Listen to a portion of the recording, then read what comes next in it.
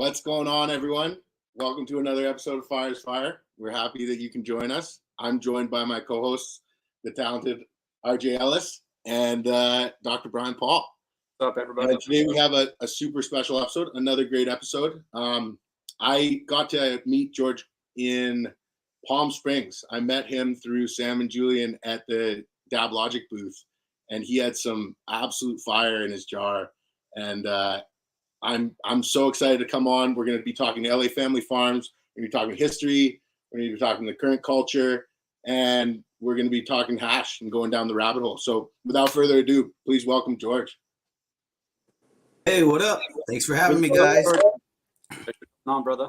Thanks for joining us, George. I mean, you've been, I think, setting some trends recently, especially as far as terps go, and yeah, we got lots to talk about. I'm so excited to hear about some of the tech stuff, but I'm going to let Jameson guide us through some of your history. But every time you opened your mouth last night when we were just chilling, I was like, fuck, this guy knows shit that I need to learn badly. Oh, damn. Hell yeah. There's a lot to unpack.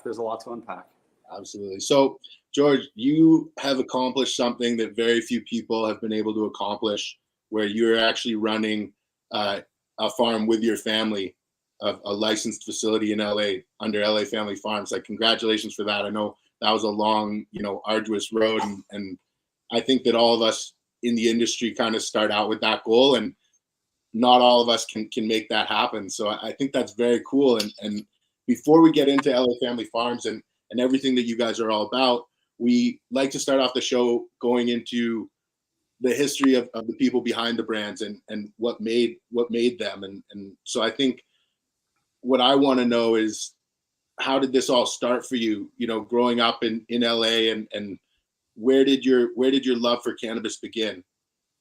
Yeah.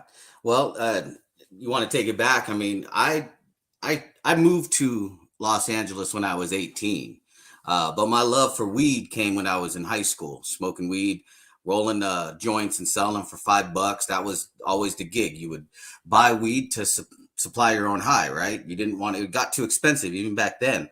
So that's something that's always been in me, buy more weed. It kept me focused. I have ADD like a Mo. So it actually helped me focus. It helped me get through school. It kept me in class. It helped me to be the president of my class every year. Wrestling and sports, very active. And believe it or not, weed was what helped me do all of that. So my workouts. What was your first experience with cannabis like? My first experience when I want to say 12 years old, and my oldest cousin, David is his name. He's a big part of introducing me into the weed. He showed me a lot about the game, about, hey, look, this is what it does. Introduced it as it's better than alcohol. And it has been, and it still is. And from that point, we were just smoking Mexican dirt brick weed, and we would put oranges or whatever we could in it just to make it terp it up with some citrus terps. Back then, we weren't talking terps, but we knew that we liked the smell. We didn't call it terps. We're just like, yeah, this is the lemon lemon. We threw some orange, lemon lime, and rinds in there. But we had to do with what we Did you ever do with. The flavored bong water? No. What? Oh, put like Kool-Aid and pull rips. Okay, yeah. The Kool-Aid and pull rips, yes. And then when I came out to Cali when I was 18 is when I learned what real weed was about, what Kush was about, what dank. And back then, when I first got out here, I remember we used to buy a pound of weed for $250 of a dirty ass brick, just compressed. That's why we'd have to break it up and get the seeds out and try to dress it up with some smells, put tortilla in there to make it rehydrate, all kinds of tricks and things that we had to go through to make the weed better back then. So once I got to Cali, my first time I wanted to go buy $20 worth of weed. I could have swore I was getting ripped off when he came back with a little tiny fucking dime bag, like a little $5 sack. And I was like, dude, where's my quarter? The quarter, like, you come back with this little thing, like, for real? And then we smoked it. And it was a whole nother level, bro. When we opened the bag, because we were in the alley, got the little thing, fuck, dude, we take fuck, dude, we just got ripped off, bro. And then we get to our spot when we get the light on it, and then we're just like, what is this? We've never Pure seen. fire. Yeah, we've never seen weed that's fluffy and has all these little shiny things on it, and it's sticky. When you squish it, it sticks. And then when you smoke it, you get fucking blown out of this world. And that's what turned me on to Kush. And it got expensive. So that So was Kush the thing that got you into searching for like the most fire weed you could get? It was all back to Kush? that we just called it, the Kush. We didn't have strain names. It was just, dank or this fire or skunk. The purple. I remember when the purple, we called it just the purple Urkel. It's funny how we call it the purple. We call it the purple people eater. Yeah, that's right. We call it the purple people eater.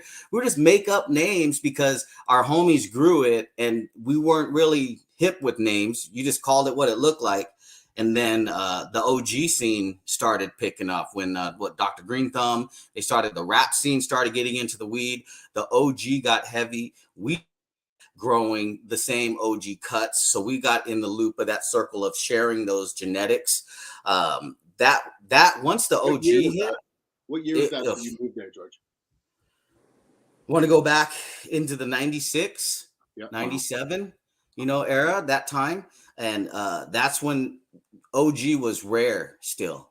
Yeah. And at that time, it was being grown by a very tight circle of friends and passed around and shared. And as time went on, OG got more popular, mostly because of the hip hop community. They had a huge part of bringing the culture to the weed. We've always been undercover, always, saying we did a different job. We were always carpenters or plumbers, or that's what we are. We're carpenters and plumbers and AC technicians. That's what we do all day, in a facility.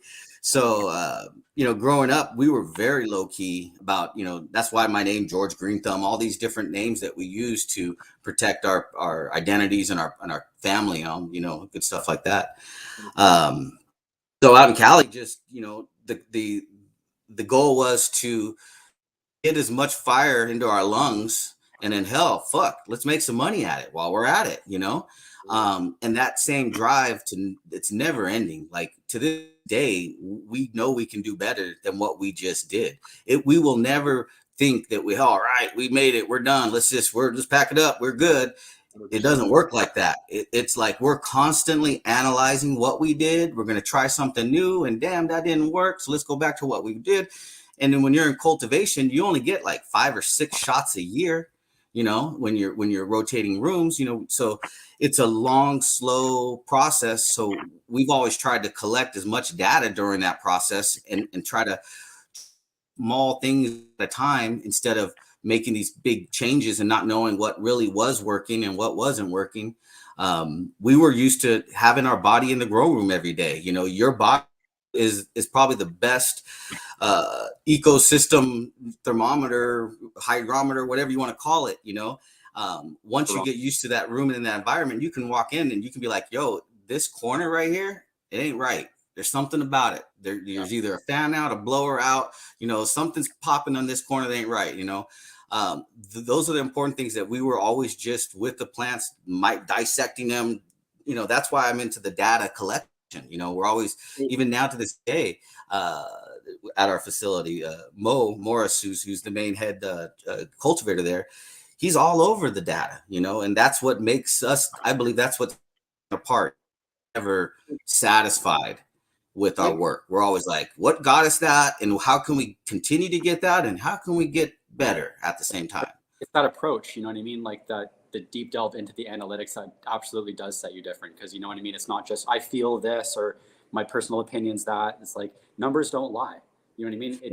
It depends on the lens you look at them through, but numbers don't lie. Correct. Yeah. Depending on what your goals are and what you're trying to achieve, we all share a similar palette for taste and smoke and smells and look. So as hunt and go through certain things, we share it amongst our crew and our groups, and we take their input very seriously. And we feel with our crew and the people that we associate with, we have a good consensus of what we think top quality, a bud should look like and taste like and smoke like. So that's a big part. It's not just, 2 or 3 people saying, oh yeah, this is good weed. No, it takes a minute before we bring something and drop it and say, this is us. Now, So, are you creating like a master log, or are you kind of doing auto data collection with like, I know there's some like grow systems that will record temperature, light, humidity, and all that and graph it on a chart, and then like you can always scroll back? Or are you just like taking readings every day, logging it, and then kind of looking at how did it come out? How can we modify? Great question. Both. You have to do both. Your data logging on your computer system says failed us more than we have ever expected it to. You log in and you just got blank page. Oh shit. So it's good when it works and it's terrible when it doesn't. So you still need to use your body, your own we got little sensors, just generic brand thermometers, things like that. Because you need to know when when you're not there, at least you can walk in and see what the real one is in this particular corner versus that ceiling area. Well, it gets airflow, but in front of the return or the one in front of the blower, there's all kinds of variables that change those things. And if something goes out or something gets in the way, blocks this, does that, it changes the way things flow in that room. So we've basically learned from the past that we cannot rely on the technical data because we've shown up and it's not been there. That's interesting, because it's like, it seems like, being sold, at least on the industry level, Jameson, you'll know better than me, that's the next evolution in like lighting and grow room technology. It's, not necessarily automation, but auto tracking. And it's somewhat refreshing to hear you say what you said, because I think in any industry, you can't just rely on the computer to do it yourself. You need to have, checks and double checks and have a human there, no matter how automated. The thing about the computer systems that make it makes it challenging for that type of data is that how many sensors are you plugging in? You got, I don't know, 800 plants in a room, and you've only got 4 plugs. Those 4 plants may be doing really well or not so well. What about the other 700 and some plants that all have their own unique personalities and, don't want to be left out and can act up when, just like a room of children, you know what I mean? It's like, these are living things and beings that sometimes don't like being in the middle of the row. Sometimes they prefer to be on the corner, and each plant is different. And so when we actually lay the rooms out, we try to lay them out in certain configurations based on how we've seen plants react. So we have certain plants that we see characteristics, those are corner plants. Certain other characteristics, those are center row plants. The other characteristics, they're going to go down the side rows. So as you learn to cultivate and control your growth and canopy and how you lay things out will also affect your environmental controls, because you got airflow issues, you got light coverage issues, all those other things that affect your environmental controls. And those are the things that the computer doesn't tell you, because those are the things that your eyes and your skin, when you walk in and you see and you feel, yo, this room is really cold here. It's a pocket of cold air, or it's a hot air, or, all those little things that there's no plug for that. There's no sensor for that. I mean, you have 3 or 4 in your room, but they're way over there. What about this spot?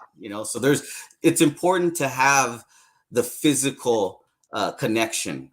I think if we just leave it to the computer, we're going to lose a lot at that rate. You're going to lose the connection to the plant, because the plant teaches us. We just follow what she tells us and try to decipher the language that she's speaking. And we're just like hieroglyphics trying to make sense of what she's trying to tell us. And let's make her happy. And we know what she looks like when she's happy, because she puts out really, really nice and she performs really well. But if you make her unhappy, she'll let you know real quick. And so it's difficult for me to take away the human contact part, because when you start understanding a plant like that, you start saying, damn, people are actually like that, but more complex. Yeah, and you start seeing people and understanding relationships in a different way. And you're like, everybody needs to be nurtured. And then when you have children, you start realizing your first, your second, and your third, you have to give the proper love and attention to each one of them. You can't just favor one because for whatever reason, they're better looking, so that's also a part of the growing, that why we're so in love with what we do, George, when did that love affair start? When did you grow your first plant? Better question. I guess you could say one of my first attempt. Yes. It was in a computer PC box. Remember those old school computer PCs? Yeah. And it was sold as the Stealth grow I had a box. buddy that did that 14 years ago. Okay, you're in the right path. And it was one of those big old towers, and it had two little freaking hydrogen ball nets, you know. And I think I killed like maybe 20 fucking trees, and I never got anything. I just killed plants. Yeah. So that was like my first attempt, and then I realized grow a tiny thing with that big ass metal highlight light in that little box. That was my first attempt, you know, other than, you know, throwing seeds on the ground and being like, oh shit, you see that right there? Look at that. But, you know, that was just by luck and chance. So was it trial and error as you would work through it, or did you have an older brother or some mentor that guided you on that cultivation journey? Yeah, this is all pre-YouTube, so. Dude, Todd McCormick was a huge inspiration. I moved out here the same year that his Pot Palace in Bel Air got raided. Yeah. He was a big part of the OG community and getting that out. So he was a big inspiration, even though he did serve some time. Even today, now that he's back, the guy's got invaluable vault of information in his head. He's got so much to give us. So he was like one of my biggest. Second, I want to say the Grower's Bible by Jorge Cervantes. One of the reasons of my name being George is because of Jorge Cervantes, because his real name is George. It's like Van something. It's a whole different name. But anyway, because of his book and his Bible, that had a big connection to why I chose the name George. It was kind of like my connection and thank you back to that guy. And then the green thumb comes from one, it's the weed, and I tend to be that, but it also kind of contributes in my love for Dr.Greenthumb. They were a huge part of where our industry in cannabis. So those two, those are like Be Real, big inspiration on how he markets and how huge part of our industry, just that song that he created and had the balls to fucking go out on tour and sing that shit in public without, you know, getting arrested. And I'm sure they went through some, so that right there, you know, was big. So those were probably my biggest, and Ed Rosenthal back during that time. These were the guys that you would have stuff, you know, accessible to read in books. And that's all we had. We didn't really have the internet back then. It was hardback, you know, the little softback books. I remember going to Oaksterdam University back in the day just to learn more, as much information as I could back, you know. They're doing a course, I want to go check it out, you know. So I learned a little bit more about that. That's what got me into the science. I remember I got to meet Eddie Lepp at that event. This is when he was getting ready to go in to serve his time. This is right when he, you know, the court case was just finished. They said guilty, and he was getting ready to. That was basically his last time speaking to the group. But he shared a lot of wealth of knowledge in what he was going through, and he said, you know, we got to push on. You know, that was the key. So a lot of those people were big inspiration, and just my love for what it's done for me and how it's kept me focused, how it's kept me wanting to do better and finish things. It's almost it is complete opposite of what the stereotypical stoner thing that most people hear about. 100%. I mean, I think that a lot of us get painted with a brush that was, you know, Reefer Madness and Shaggy from Scooby-Doo, and, you know, a whole bunch of stereotypes rolled into one. And like, all my friends are hustling. Like, I look at all my circle and they're moving. And so, you know, hash in the morning helps. I don't know. I think makes for a happy day. Absolutely. Like Addison was saying, Terpova, he's like, I got to wake up early to start smoking hash so I can smoke hash all day. That's right. Yeah. You warm the shower up while you take your rips every morning. That's the way to get in the shower. You know what I mean? The water's coming out cold. Fucking take a dab, get in the shower. It's hot and ready, and you're fucking going to have a great day. You're both hot and ready. So I wanted to ask you, George, about your first concentrate experiences. Tell us a little bit about, what was it and what were you smoking off? Was it honey oil or what were your first experiences with cannabis concentrates and what kind of led you up to where you're at today? Yes, dude, that's a good question. I first was learning about concentrates through BHO. I want to say when butane hash oil got really popular, it just took our industry by storm. It was the turn your trash into cash era. That's what we as growers saw it as. Trim was trash. And then somebody's like, yo, we could fucking take this trim and put in these tubes and blast it outside and, put some fans on it and put it in the sun. Do this cool ass shatter and BHO, so what you got there? Some Canadian Vance band GMO. Nice. That's the Yummy. 73, I think, to 149. Yeah, we're good. Time to take some dabs. There you go. I'll let you keep. So yeah, that was my first experience into knowledge of it. But being that I knew what it was made from, I never got into it. Like I wasn't a shatter dabber. I wasn't a shatter dude. I actually started making traditional hash. And during that era, I could not sell a gram of that shit. Nobody wanted my traditional dark black hash to them. Oh, that's ugly.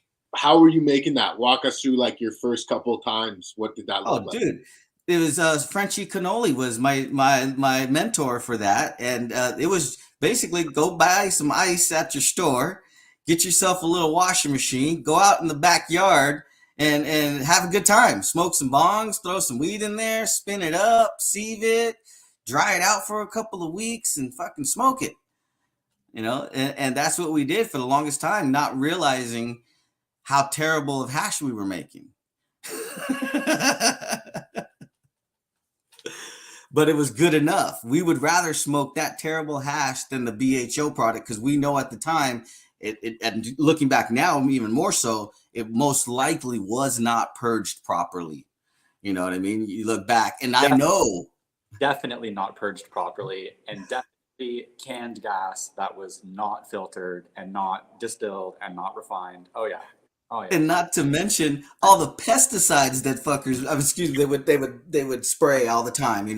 That stuff is what you're concentrated now. You just concentrated those pesticides, and I know for a fact that literally deadly shit. Yes, it was more deadlier now that I know than what I thought back then. I just knew something ain't right about it. But now looking back, say thank goodness because that's terrible back then. It wasn't until I saw Colorado. What's his name? He's very popular. I can't even remember. I forgot his name for a second. Nick T? He's Olio. Olio, yeah, Rosin. Olio. Rosin Ryan. Yeah. He opened up my eyes to hash rosin. He was the first one that got me what is he doing over there? And that's when I started realizing flour, why? We get so much for our flour. Why would we consider doing that to our flour? The market wasn't here yet for it, and it never made sense for a long time. Did you skip right over the flour rosin days? Did you not do any flour rosin days? No. Oh damn! You didn't have to experience that terribleness.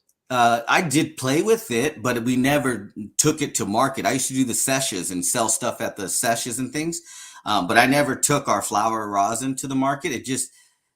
It was hard to deal with. It was sticky. It wasn't easy to package, and it wasn't pretty.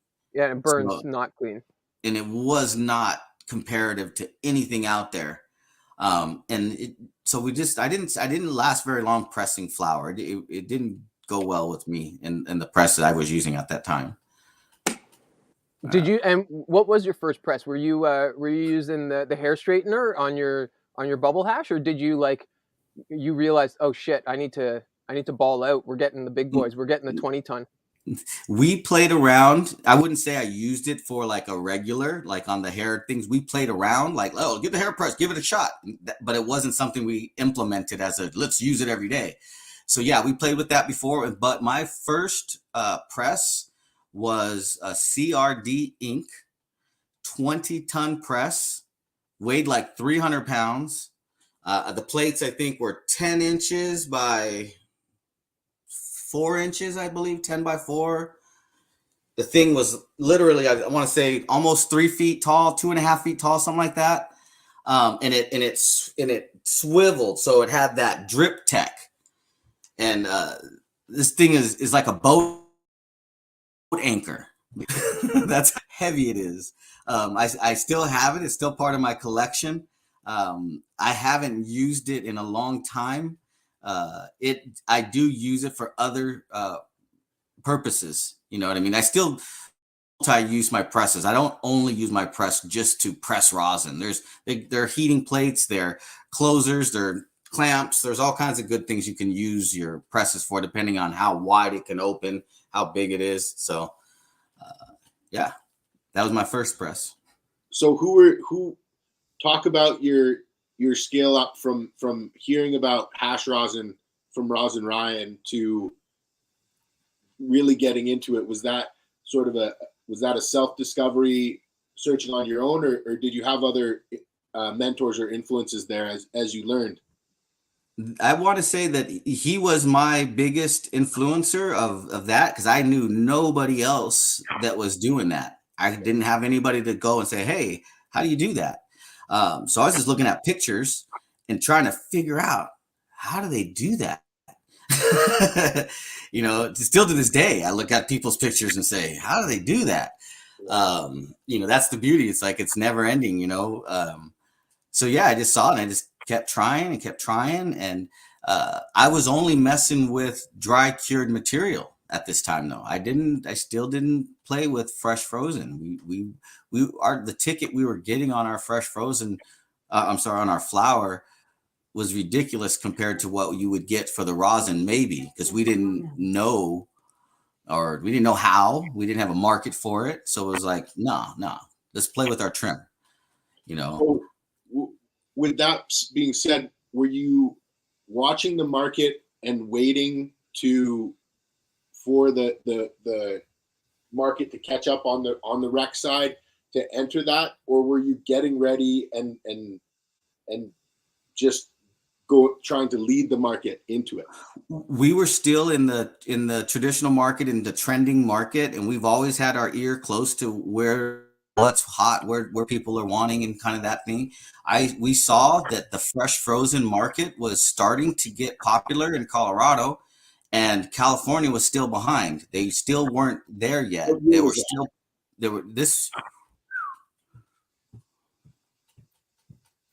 want to go back to what, 2010, 2011, 12, somewhere around there, I want to guess. I'm just trying to track back on time. Yeah. And at that time,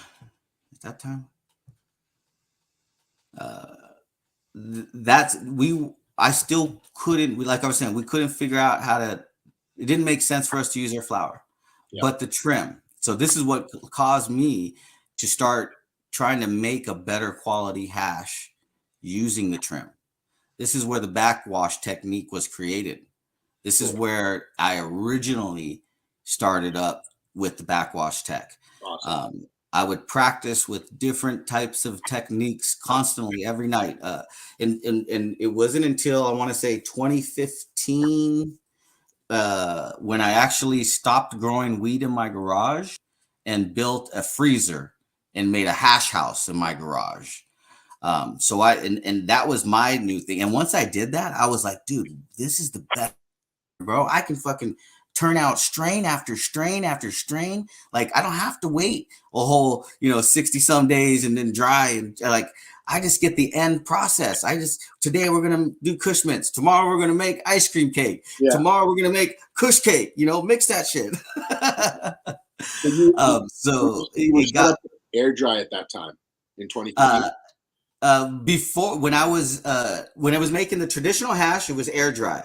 But once I got the ice box into the garage, we bought a freeze dryer because I saw that they were using freeze dryers, and I'm aha, that's how they're preserving it and not letting heat get to it to keep that color, because it's the drying process that would decarboxylate the hash, because you have to keep it at, room temps, warmer temps, in the open air, out 2 weeks. Didn't dry it out enough. You got mold growing. I mean, it wasn't good for the hash. And a lot of times we had too much plant material, which contributes to the growth of those types of molds and things like that. So I want to go back to backwashing, because I want to spend some time here. You've been really free with your information and very sharing, and made a lot of impact on a lot of makers. Even up here in Canada, you're really well known, and I think you've shared a lot of information specifically around that backwash tech. So for those people who don't know about it, can you kind of take us through it and explain it? Sure, man. What's online and what's written out is kind of a brief description, and I know it's that way because it's in the way that you use it. It can be used in many different ways. I use it with our crew in many different ways. The origination came from, okay, I'll be straight with everybody. I learned back from some old, I don't know, it might have been a YouTube video or something, and it was some outdoor hash makers, and they were talking about how they needed to pre-wash the flour before the hash, before they wash it to make the hash, because you're outdoors, you got dust, dirt, bugs, caterpillar, all those things you need to pre-wash. And this dude, he'd used a planting pot, and he used a bag, I think a 220 or something, and they used that with the pump, and they to suck and clean the water, and that was it. That was their way of doing their pre-wash to clean the dirt out. But what I was seeing was, we don't have dirt. That's not an issue for me. You know what I mean? So what I'm seeing is the dry plant material that I'm using, the trim, it tends to break down like a dust, and it acts like dirt. And that's what can cause contamination in my hash. And that's what's bringing over the darker tones, the colors, the greens, the browns, taking away the purity of the acids, because the acids are all very light colors, whites, very, very light color. And it's the excess water that we didn't get out, or the extra plant material that we may have brought through, or the extra stalks that we brought over when we made that wash. And so what I was able to do by practicing, every night till 3 a.m. washing hash, I minimized my wash cycle. So 5-minute wash, and just sprinkle the tops of your water, because it's trim. You don't need a lot of shaking and agitation. You just need to keep it cold, get it in the water, do a little sift, pull it. Now you got your heads. But during that process of doing that, you also broke down some leaf material that's going to get caught in your 90 and your 73 and things like that. So what I was able to figure out was using that concept, but instead of using the 220 bag, I'm like, I'm going to use a 25 mesh bag or a 45, depending on what type of hash you're 25 mesh is good. It's just a little bit slower process. And then over time, learned that if you put a 220 and then a 25, it allows more for like of a balloon effect, and allows for the hash not to coagulate and stick to your bag. It can go wrong if you don't monitor your water levels while you're doing the backwash. You can get hash stuck to your backwash kit. So having a lot of water with your hash at all times is critical, especially when you get higher quality hash, that's really melty. That shit doesn't have any tolerance for heat other than 33 to 32, Fahrenheit. So the cleaner your hash is, the more water you got to keep your hash in, and at a colder temp, so you can collect it and work it easier. Once your water drains and it's just sitting on your bag, good luck. If it's true melty melt, it's going to melt on your bag too. And we've been through that, with our crew as well. So having that backwash, being able to fluff it, water coming in, maintain. I keep a little button with the on-off switch, the remote you get at Harbor Freight, the 1, 2, 3, that plugs into the pump. So I'm watching, boom, boom, we'll hit it, make it pump, suck out, still adding water. Oh, it's about to overflow, hit the pump. You know what I mean? Oh, it's getting low, stop the pump. So, having these extra tools, and you working it and visually watching the water change colors and making sure you don't drain it and burn and melt your hash to your bags. That's why it could get tricky. I also use it just to dump my vessels, because I used to wash hash by myself. When you got like a 40-gallon brute, you know how dangerous it is to tilt it, right? It's super dangerous. So I'm like, dude, I'll just throw my backwash in there, drain it down to here, and then I can easily tilt it now. So that's another way to use that backwash method. So at the same time, you're still kind of doing it clean. A lot of people will just backwash right in the big bin. I have another vessel that I created that I use. It's insulated to maintain a higher temp and a little bit closer circumference that we use it in a different special basket that we have. It's been modified, over the years to adapt, and all the stuff that I've used are basically kitchen tools, kitchen stores. When you go to the kitchen supply, restaurant supply stores, they got some amazing cool stuff. And that's what a hash room is. We're a kitchen, and we're extracting in a different way, and we're making something, and we're using all kinds of different tools to achieve. And this is something that Frenchie always stands out. Tools. Remember him? He's always talking about your tools. You got to use tools. So it's always stuck in my mind. Like, dude, I'm always looking for new tools. I'm always looking for new techniques. When I go to sleep at night, whatever I saw on somebody else's wash, I'm looking at them. I say, look at how is he stroking it? Is he hitting it? Is he whipping it? Is he circling? Is he just dripping it? What is he like? You look at that. At least I do. I'm sure other people do too. So yeah, man, that's it, dude. That makes a lot of sense. And so what else? What are the other situations that you think backwashing can be applied to that you didn't list there that other people might utilize it for? Yeah, so it evolved from trim. Now we use it on fresh frozen. And I have seen a dramatic improvement in our quality of hash by utilizing it in the fresh frozen process as well. In the same way, we just use it in the same way. But the user will make a difference. It's still just like any hash maker. What you wash and I wash, we may get two different consistencies, looks and colors and smells. It's all depending on how that person works it. It can go bad, just as bad as if you're doing another wash, and it can go bad. It's just, some people may not want to do it because it's excessive, maybe.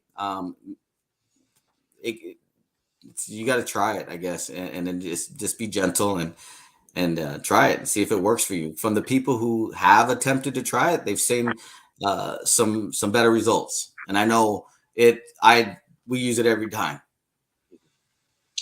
So what are your thoughts on hand washing versus machine washing? Do you utilize or do you utilize a mixture of both in your facility?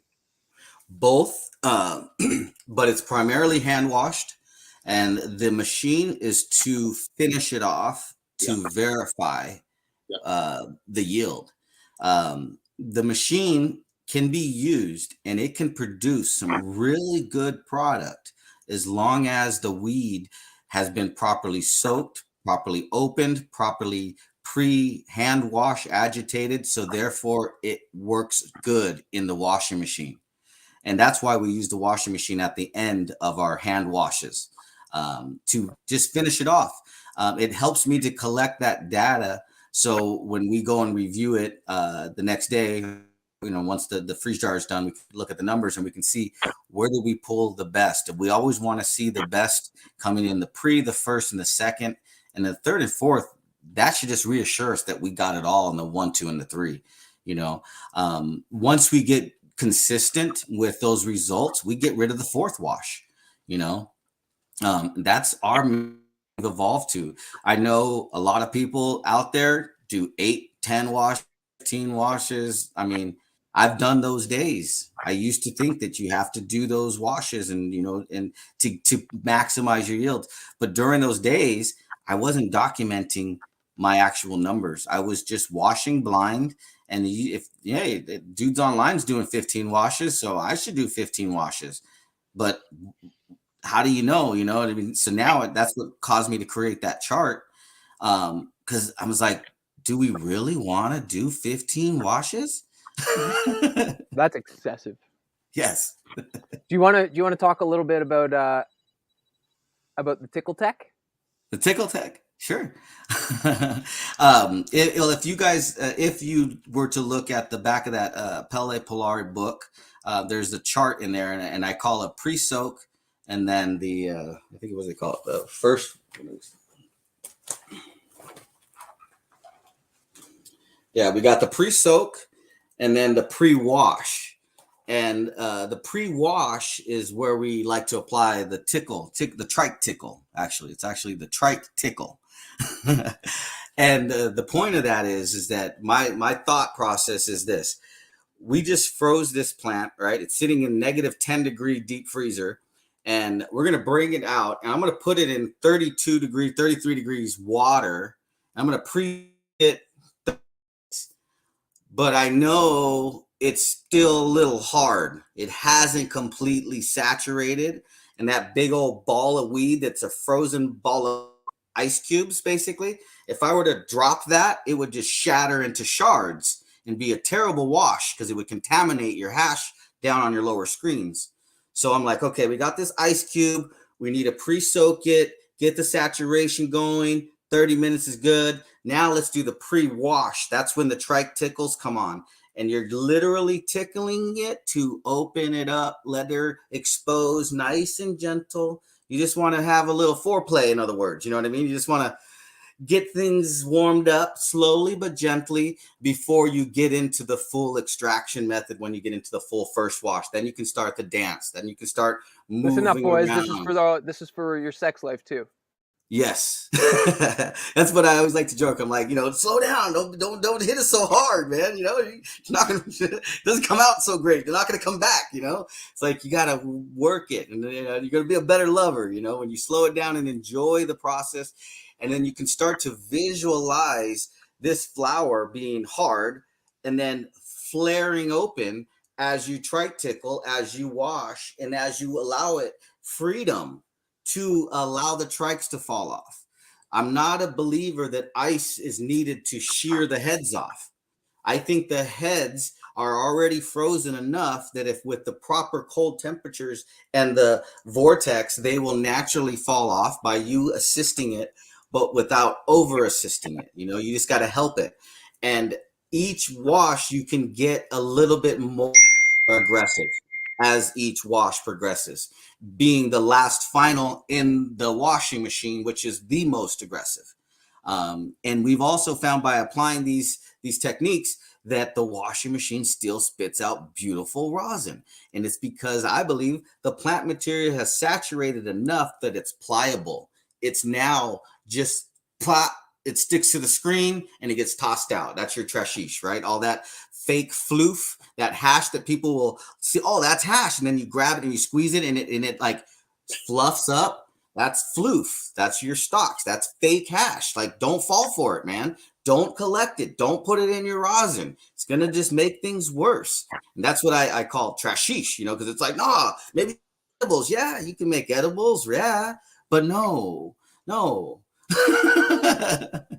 So building on that, do you feel that there's a ceiling to commercial scale solventless production, or being such from a mechanical do-it-yourself background, do you feel as though we just haven't gotten there yet with the Ospreys and the Icons and the Whistler Techs? Do you feel that there's a ceiling on quality there, or do you feel that we haven't gotten there yet? I don't know about a ceiling, but what I do see is potentially a lot of people that I hear, they automatically think hash rosin is made kind of like BHO. They think the process is very simple. Like a lot of investors that come out and they're like, oh, you want to do consulting? Can you tell us how to build a lab? I'm like, yeah, I can tell you how to build a lab, but I'm setting you up to fail because you have no idea what goes in the craft of making hash. It's not, just stuff some tubes, turn some knobs, go outside, smoke a bowl, come back, pull the lever, put it in the oven.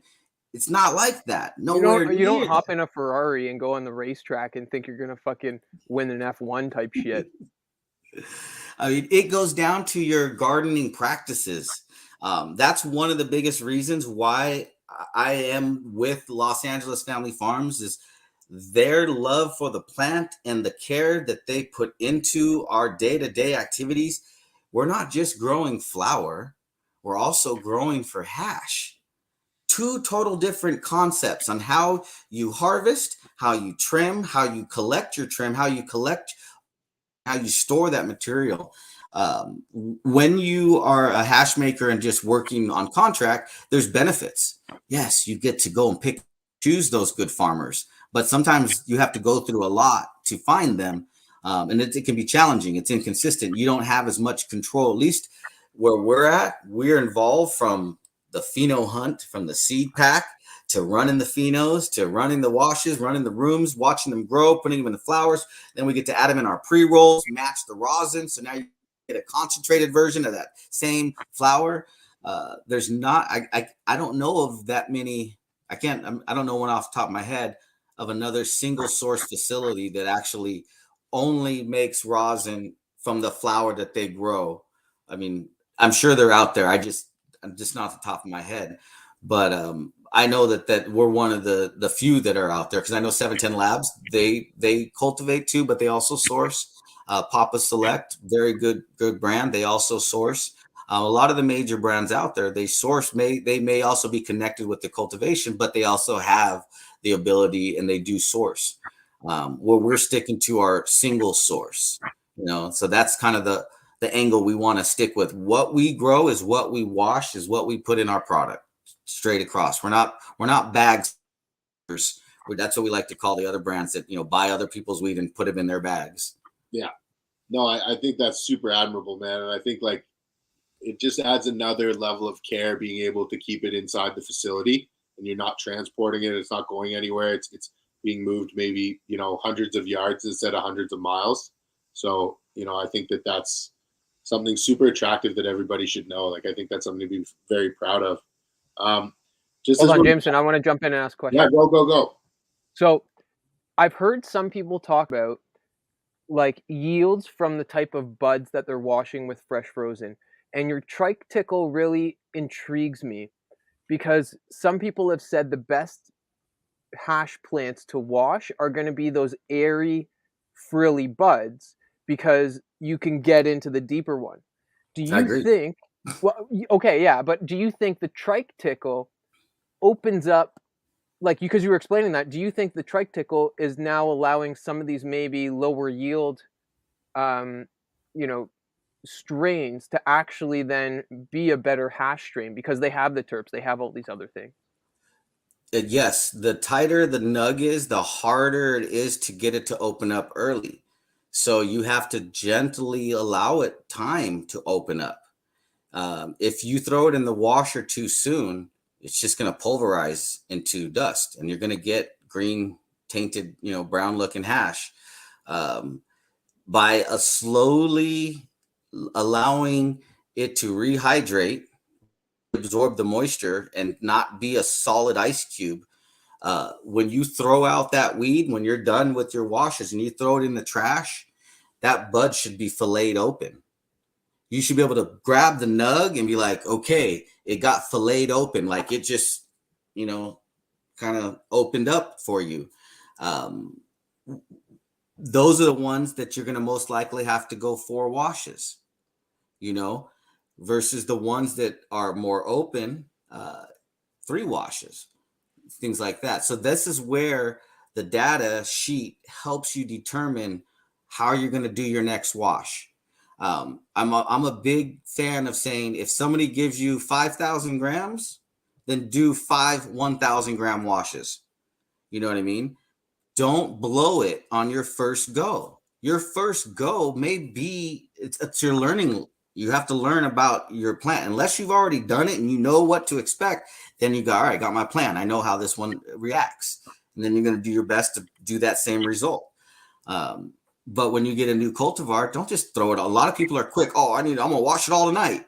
Like, no, wash it a little bit, dry it, smoke it, evaluate it, write your numbers down. Where did your heads come in? Were you getting 120s, 104s, 73s? What were your heads at? What were your percents coming in? Were they coming in their first wash, second wash, third wash? Were you getting your big numbers? Where did you feel comfortable cutting off at? Did you leave it off? Or do you, like, I know a lot of times we're leaving some stuff on there, but we're also jeopardizing the harvest if we go and pull that on there. Mm-hmm. So you have to, we are always maximizing our quality in as much quantity, but still be willing to leave some behind. Have you ever used anything like we have fraction finders for solvent-based extraction, and I know a couple people are starting to tune them for solventless, so that they can actually see when the yield drops off, like in wash to wash. Anything like that? Like live? Can you explain that, RJ? Well, yeah. So like, I mean, not to hijack the conversation, but there's a company and I think a couple people behind the technology, and it actually is a fraction finder, so you can see the density of the cannabinoids in the solution, depending on the solution you're using. So they started out for like ethanol, I think, distillate at first, and then they got recalibrated for ethanol. Now they've been recalibrated for butane, and I think for water as well. So so you can actually track real time live what's going on and where your peaks and where your drops are. So I would love that tool. That sounds pretty neat.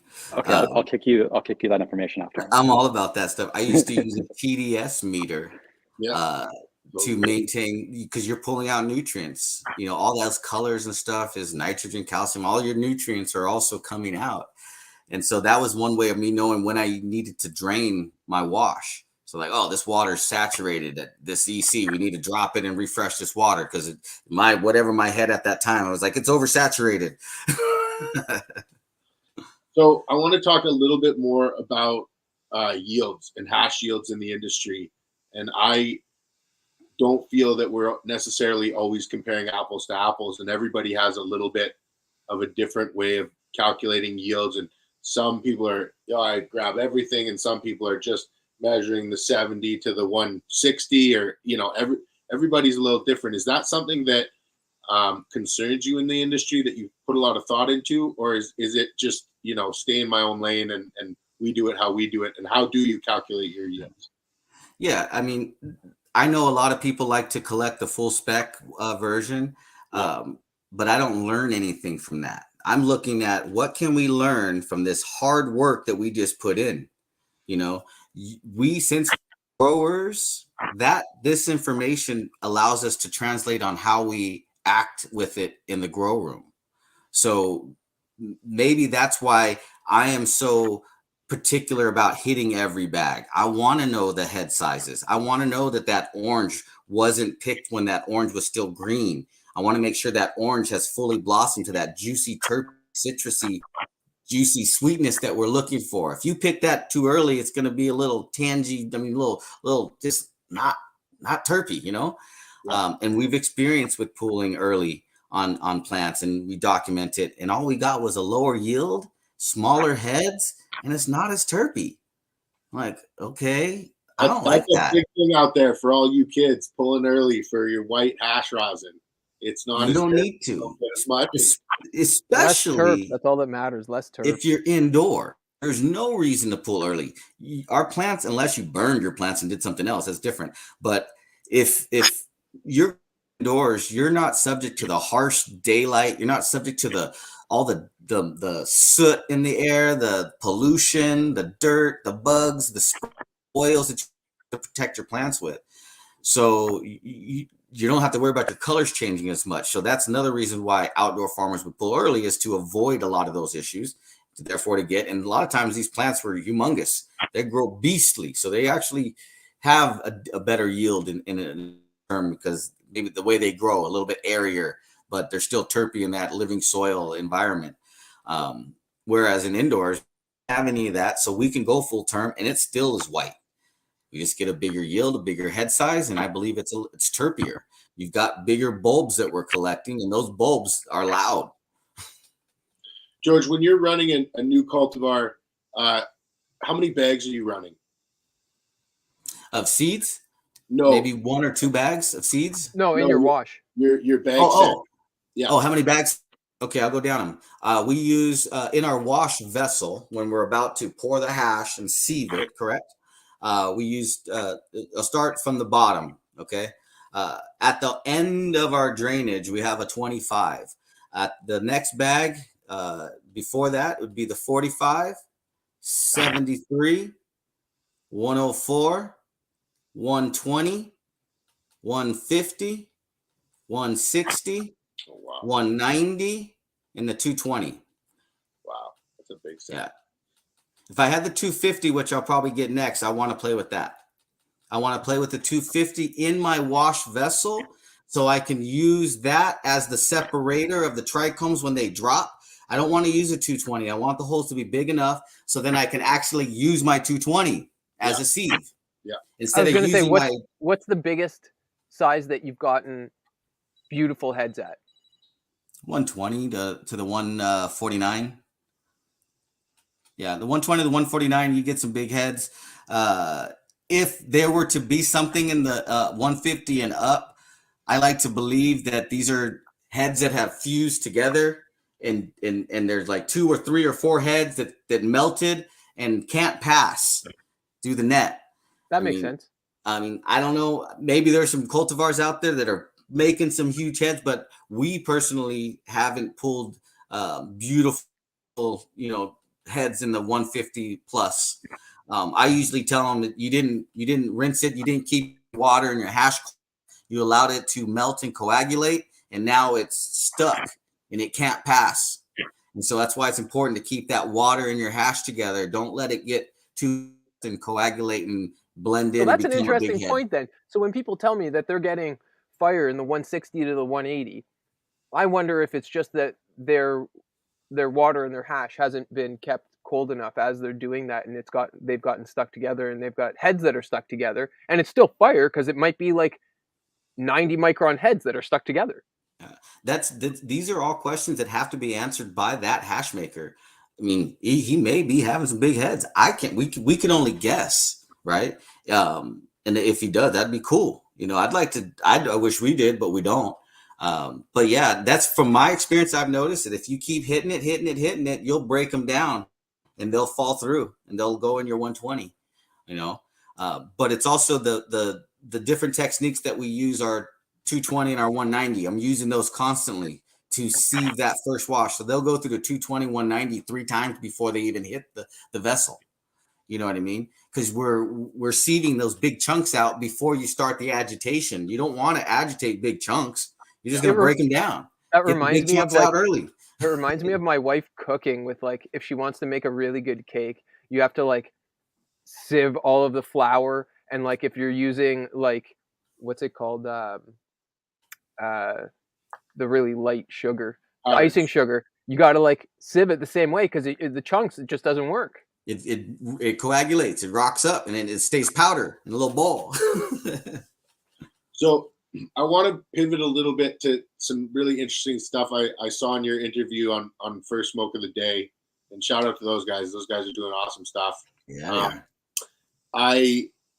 Fresh press in the California market. I thought you had some really interesting points of view, and I wanted to know from your point of view if you think fresh press will be as prevalent, more prevalent, or less popular 3 years from now in the California market. I would like to see fresh press getting more popular, but my belief, in order for fresh press to get more popular, the hash quality has to go up. You can make a cool looking fresh press that cures ugly in 2-3 weeks. So there's a lot of fake fresh press. It looks yellow and golden and clear today, but it actually may turn a little different tinge of a color in 2-3 weeks from now as it cures. So I think as the quality of your hash gets better, the popularity of fresh press will be more accepted, because that's probably the biggest of a consumer who buys a fresh press, you don't know what it's going to end up like unless you've already been through it, you know? So if you've got a reputation for good, high quality, then fresh press should be well. But if you're a new company that doesn't have that and you put out a fresh press and it doesn't show like it's supposed to when it cures up, it could hurt you, right? But for now, we don't do what a lot of people do is the jar tech, where they apply extra heat or excessive heat, 80 plus and up, 80, 100, whatever. That's the one thing that we don't do. We do leave it at room temp between 60 and 70 degrees. And that is our curing method to get it to that creamy, wetty, terpy separation consistency. But in order to get that to be a terpier, wetter consistency, we also have to take it back to how we're pressing it on the press. Because when you press at a higher temp, you're gonna get a higher acid extraction. Your THCA, CBGA, all your acids, which are that powdery like substance, very white, and that's where you get that chalky like rosin. It's high in your THCA. And in order to press and get that high THC off those plates, you have to expose it to a longer temperature. And with that higher and longer temperature, your terpenes are vaporizing. So now you're going to see your terpenes start to drop, but your THC goes up. So what we managed to figure out is if we can drop the temperature of the plates, say 150 range, and know that this hash presses at 95% if we actually tried to squeeze everything out, for a high THCA content. But I also know if we only press 70 to 75, we're going to increase our terp fraction, because that's the first thing that's leaving your hot plate. Your terps are the liquid form. They don't need much heat to melt and move. It's those acids that need to be melted to move. So if you can get that terpene fraction off and be okay with leaving an extra 25 or 20% that you could pool, you're going to get a higher terpene fraction. And that's what live rosin, in our opinion, should be based on. And that's where I save the FTDC for the high THC, version, really smack you, get that closer to the flower version. So I try to keep the two separated by saying, you want to get smacked with the high THCA, use the FTDC. You want a high terpene content, use the live rosin. Let's unpack FTDC, because we get viewers from all over. So I'd love to dive into that acronym that you've kind of carved out for yourself. Yeah, that goes back to my trim days. Absolutely. Trying to find out how to make white hash. Okay, that's the simplest way to say it. They were making white hash from flour. How can I make white hash with trim? And that's where the backwash came in. That's what got me to making white hash. Then once it started hitting the market, people started telling people that it was fresh frozen, and it's not. And then as the hash maker, I know it doesn't burn as well as fresh frozen, and it's not being sold by us as fresh frozen, but they are. And it kind of hurt me, like, dude, why are they lying to people? Dude, this is made with trim. I'm proud of it. You know how hard it is to make that. I'm going to try to tell somebody it's made. It's almost harder. And then it is. So that's why I was like, all right, I need to say something. So I started with that post, FTDC, full term, meaning that we're going to grow this plant. It's full term. We're not cutting it early. And then we're going to dry cure it. We're going to chop this plant. We're going to hang it up for 10, 14 days or whatever. And we're going to get the trimmers to trim it for another week or so. And then give it 2-3 weeks. It's going to be hanging, drying, and curing. And then after it's done and trimmed, I'm going to take that trim and put it in the freezer. And then I'm going to wash it. And so that's where I said, you know what, I need to educate my consumers, the people who are smoking my hash. They tend to follow me. So I'm like, I'm going to just say full term dry cured and using trim. And the trim that I'm using is grown from, I believe, some of the best cultivators in our state. So if we got some of the firest weed being grown, why can't we make some fire rosin with the trim? And guess what? We can. And that was like something that we were proud of. trim fucking makes bomb ass rosin, so we were really proud and wanted to say that. But then when the hash rosin community got wind of the trim, it kind of like, the bouginess of them, like, ooh, well, this is trim, it's not flour. So that was the biggest reason why we didn't bring, or we haven't yet to bring, FTDC to the market. In this new facility, we haven't made rosin by trim. We've only been focusing on fresh frozen, and that's mostly to please the customers, what they want. And that's a big reason why we use the 104U and the 90U. A lot of people are like, why don't you use the 90U? I used the 90U when I washed trim. And if you look at my pre-2020 years, and on my Instagram, you'll see like all those pictures are mostly from dry cured flour or dried trim. And I just lost my track. What was I saying? The 90 and the 104. The 90, yeah. And so I would only make 90U in the FTDC rosin. And then the Bugatti bags came out. Everybody was talking about the ice extract equipment, these super duper nice bags. All the heady boys wanted the 104U. That was the word. So I'm like, if we're going to make fresh frozen, let's make it in the 104U to not confuse our consumer. So anybody who smokes hash that we made, they're going to know 90U, trim. 104, fresh flour.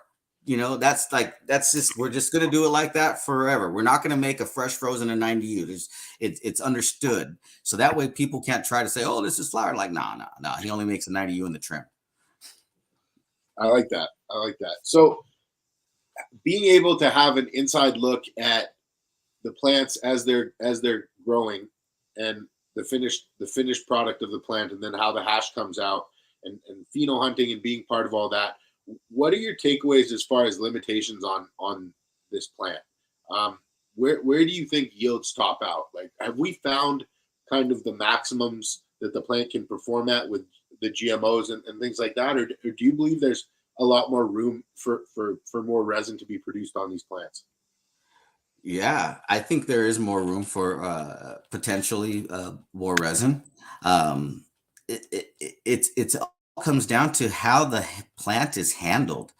If you really take it down to, like, if you're in your grow room and you walk by and you brush it and your arm is sticky, you just lowered that yield, right? When you're in there and you've got your crew in there and they're chopping plants and they got sticky hands and fingers and their scissors and their arms, you lost yield. So that's where your team that's taking down your harvest has to be hash makers, or you have to have a hash maker in there to remind people, if we're lucky, we're going to get 1.5 to 3% of this room. Can you imagine that? When you look at this room and it's like, dude, there's hundreds of plants in here. Yeah, but we're going to wash this. And everything we do in here will determine if we get 1% or 3%. So let's be very delicate. Let's not throw these plants around. Let's not shake them up. Be very delicate with everything you do. So it goes down to the entire growth cycle. What did you spray on it? Did the plants get shooken up and moved around? Do they slam the trays? Every time you slam your tray, trichomes. So when you start analyzing all these little things that affect your yield, how you collect it. If you collect a big tub, you got a tote full of weed that you're going to put in the freezer, you're going to lose yield. We're at 1250. I think that's probably the biggest. I don't want to go bigger, but it's hard to go smaller when you have a lot of material. So we go 1,250 grams. That bag gets in the freezer. Same bag is what we wash. That's one wash, 1,250 grams per batch. So we're not just dumping 10,000 grams of weed in a barrel. Wow. And I think that's what separates us from a lot of the Hashatron users. The Hashatron, as neat as it is, it's very commercialized, but it kind of, if used properly, I'm sure you can make some neat things, but it's overwhelming of the amount of stainless steel that thing has. We don't use anything that big to produce fire. And the last time I spoke to them, they were big on talking about how much material you can process. I mean, I sent some of those charts to you because we used to process, 50,000 grams in a day. We are now down to processing anywhere from 10 to 5,000 a day, and we're content because of the quality that we get when we wash lower amounts. It's not so much about let's hurry up and process this stuff and maximize our yield because we're losing out on quality now. And I had to learn that by analyzing our data. And that's where some of those charts I sent you, like on the garlic juice, when we first were washing, we're getting like over 5.8. Yeah. But it didn't translate into good rosin, so you have to start cutting back and telling people, don't be so aggressive. Let's cut some washes out. Let's lose a point on that wash. Let's only go for the 4 and see how that looks. And then once we did that, we're like, boom, we got the color back, So those are the things that as long as hash makers are involved with the cultivation practices and how the techniques are done in the craft, hash is here forever, dude. The commercialization is going to come in, but it's going to get cheap. But I think like boutique cannabis, there's going to be boutique hash. There should be. We're self-funded. We don't have corporate over us, like telling us, you got to do this, you got to do that. We have the love of the plant pushing us, whereas you may get a corporation, big money. They just want to see profit in return. So they just want to see scale. We're going to take all this weed and make a bunch of hash so we can sell it. That's going to happen. Will it hurt our market? I don't think so. I think there's two different types of consumers. There's the consumers that are looking for inexpensive stuff. And then there's the consumer who really wants something that's worth smoking and putting in their lungs. I think what you're doing is so cool in a market dominated by commercialism. Like I want to kind of turn the conversation a bit and dive into exactly what you're doing at LA Family Farms and who's involved and how it came about. Because like you guys are putting out some incredible products on the market. And I think when everybody's heading in a scaling larger, bigger, better direction, you're actually going, no, I know where I'm headed and I'm going to scale down and quality. And I think that, that's a really unique story in a market that's all trying to race to the bottom on producing the cheapest product at mass. So when did the journey of LA Family Farms start? I mean, I know you built during COVID, so that must have been quite a nightmare, but take us through the journey that you underwent there. Sure. The owners of Los Angeles Family Farms are two brothers and a sister. It's Joe, Morris, and Jackie. And I've known Joe, Morris, and Jackie, I want to say since my early 20s, 45, going on 45 now. So that's one of the reasons why we like to call each other family. We had good times in our younger years, smoked a lot of weed together. And as we were all doing our own thing, growing weed in our own little worlds. I had my dispensary at one time back in 2010 and 2007. I had a dispensary called Global Triage. They were all doing during that time. Our other buddy Chris, who's also a big part of LA Family Farms, he was doing his thing, running his growing his OGs and putting them in the stores. And then once the market tanked, I want to say 2015 time, is when we all started talking and we're like, bro, what's going on? Like, the market is tanking. Everybody in there is growing boof. The prices are dropping. OG doesn't sell for no more than 800 to 1,000 now because there's so much water OG out there. Nobody trusts the OG. OG this, OG that. Like, OG wasn't selling no more, and that's what we were growing. So we were like, we have to team up. We can't stand alone no more. I used to be known as the Cali, and that's when I started the George.Greenthumb, and me and Chris teamed up. I went through a tough time during that time. My landlord called the sheriff on me, said I was a drug dealer, had them CPS come in, talk to my kids. I mean, it was a big old mess. I had to end up sleeping on my mother-in-law's living room for 2 years because I lost my grow operation, all my setup because I had to leave the property. She had to go through all this CPS, take drug tests, all this stuff. Finally, during this time, I'm over there hustling, doing sessions, because I lost my grow up, so I don't have flour no more. So my boy Chris, he had his grow up. So I'm like, bro, you got flour? I'm gonna sell that shit. I'm gonna make my booth, do my booth, go to the sessions, show up, just sell, like just boom, just sell the weed, sell the weed, sell the weed. I remember making the pilot license. The pilot license was a joint, a pre-rolled joint, and I would paint it with rosin sauce, and I would roll it in ice water hash, and that was the pilot license. And then I actually decarbed the ice water hash. I put in that little oven thingy and baked it, and it had like a chocolatey aroma. And then I would roll it. So when you look at it, you're like, what is this? And then you would smoke it and just pilot license to fly. So I was at the sessions doing that stuff. And then during, I think it was a Kush stock, Joe and Jerry, I was driving in a little golf cart at the sesh, because I used to like take my little mini Jeep and drive it.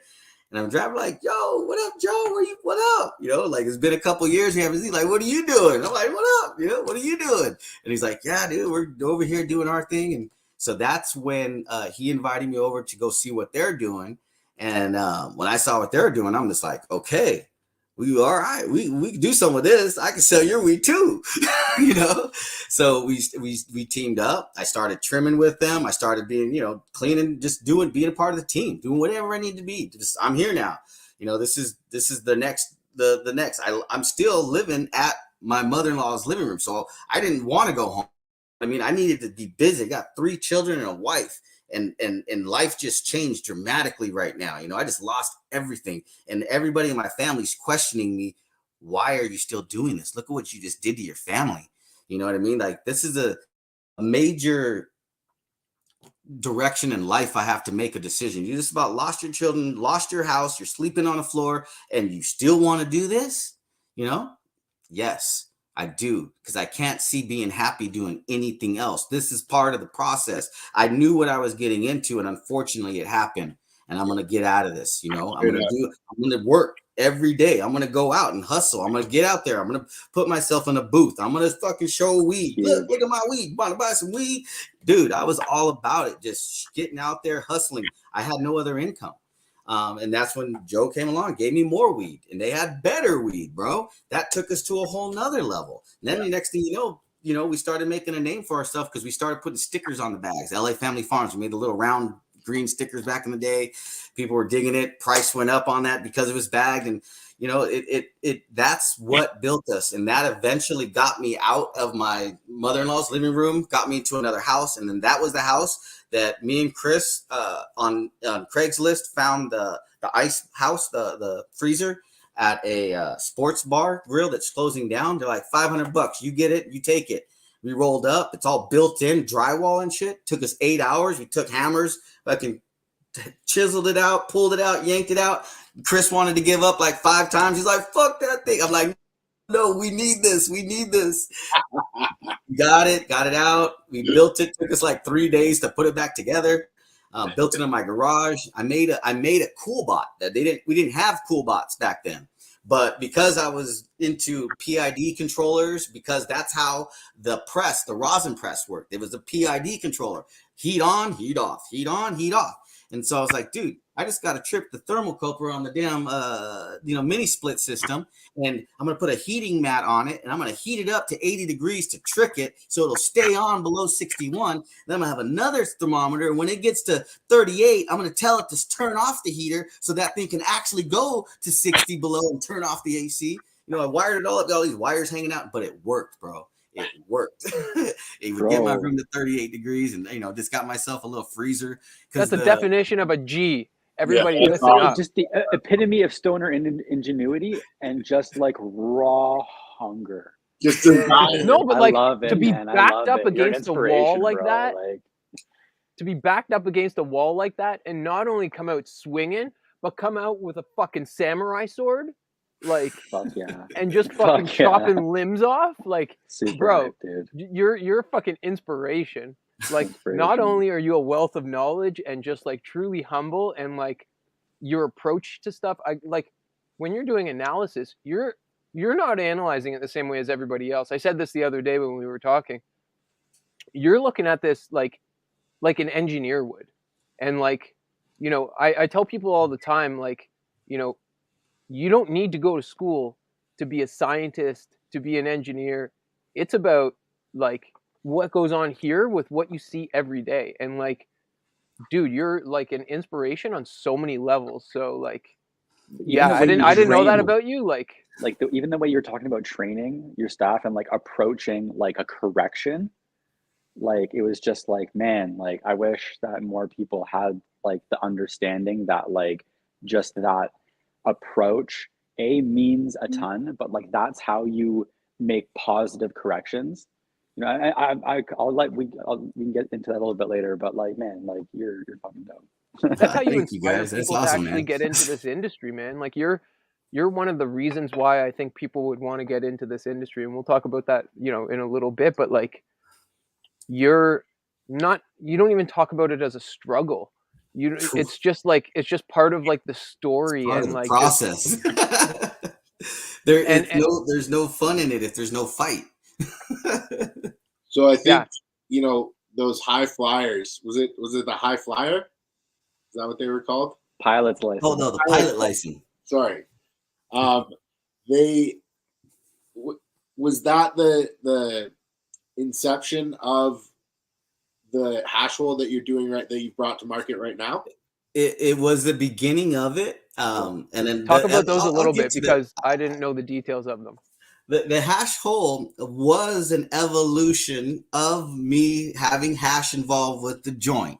In addition, though, but this joint, the way I don't know if you guys, I don't even know if I have one. I'm gonna just look around here for a second. There might be one on IG, Brian. If you can pull it up, I got to smoke one of these. You gave me Yeah, I'm gonna one, take a look. and it was like, I'm not a pre-roll guy at all, but like after I saw your hash, of course I'm gonna smoke that pre-roll. And the glass So you can tip, see it. it's absolutely beautiful. See how it pinches off at the end, the custom glass tip, and then it's with the logo. I've heard many people say they will never smoke a That pre-roll, is but if somebody clean. gives them that, they're smoking that. Yeah. That's So this clean. glass tip, and then we put a little crutch in here, and this has 1.25 flour and 0.4 of hash rosin in there. That's a bat. That thing's a fucking And bat. yeah, so It's 2 tickets to paradise. Pack your bags. We're leaving the day of tomorrow. They're so nice. They are. So the evolution. We originally dropped this glass tip has been in a few different joints of ours over the last few years. The first time this tip we made back in the day, we used to call it the mob wood. That was what we used to call it, the mob wood. Okay. And the mob wood was basically during the time when packwoods were really popular at that time, when they got the backwoods, right, with the flour and keef. Okay. And I've never been even though after the pilot license, I never became a big fan of the stuff on the outside. I've always wanted to put it on the inside. Felt it had a better in there.